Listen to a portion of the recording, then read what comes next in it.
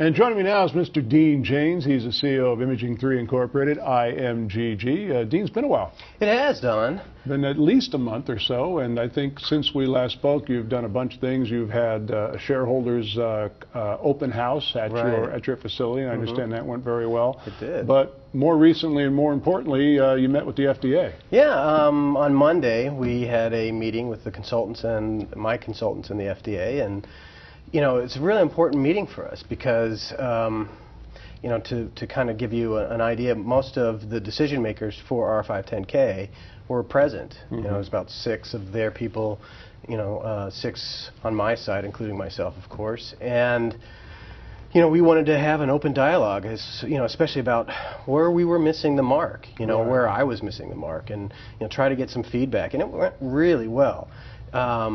You know, we established, you know, a better relationship with them and got some solid feedback from them.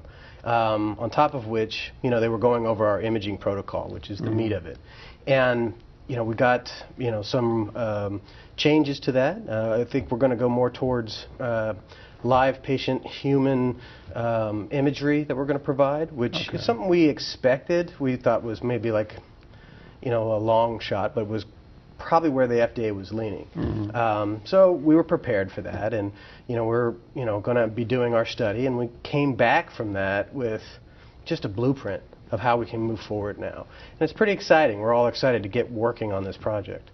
Well, you know, it kind of reminds me when you buy a new piece of software, there's always a file that says read me. Read me. And no one ever reads it. Yeah. But in this particular case, you've come back with this meeting, like you said, with a blueprint of where you need to go from here to get to what is, of course, the ultimate goal. Well, absolutely. And what's really frustrating is that, you know, sometimes they just don't give you much of a dialogue. You know, there's not a lot of back and forth. And this meeting, though it was only an hour, it felt like it lasted forever. But I mean, the amount of information we got was just critical, because we could understand exactly, like I said, where that bar is. You know, what is it that we were missing? Not only that, but what is it that they expect from us? Because, you know, this 510K process is evolving. It's a newer process now. And, you know, we're tired, I'm tired of having, you know, a back and forth that just seems to go on forever. And again, it's not a blame thing, it's just not understanding what do I need to provide. And we came back with that with just a ton of information, you know, and some real dialogue and an open dialogue. So we can now have, you know, an open dialogue with the FDA to kind of say, hey, what do you think about this? I think it's important to point out, especially for folks who are joining us for the first time, you've done 4 of these in the past, 510Ks, and you've been successful in each of the 4 occasions.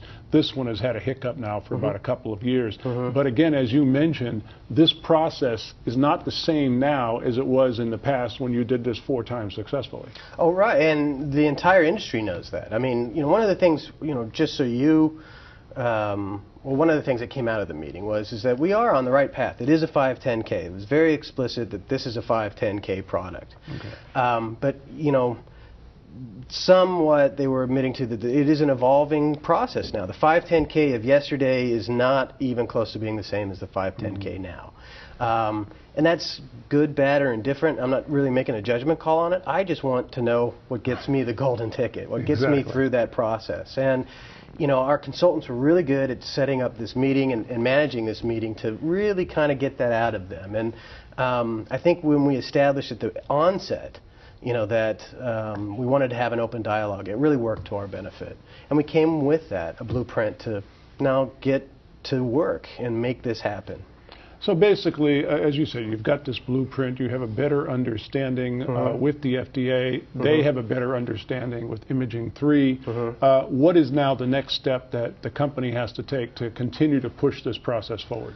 Well, it's you know, 2 steps. You know, one is getting this imaging protocol started and getting it moving along.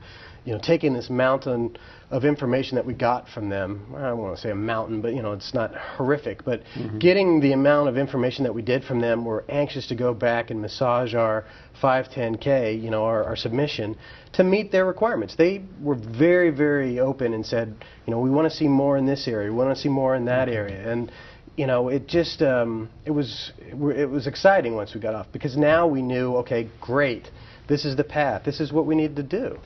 And you know, it's not like you're just taking it arbitrarily off the top of your head and say, is this good enough? You know, do you like that? You know, no, they gave us, you know, real measurable bars for us to meet and the areas that they wanted us to focus on.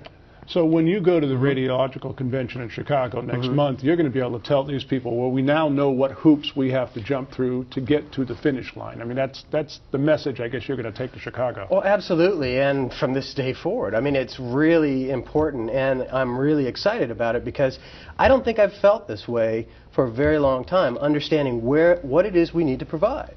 You know, because I think most people in this industry are lost in this 510K process and not understanding exactly what they want.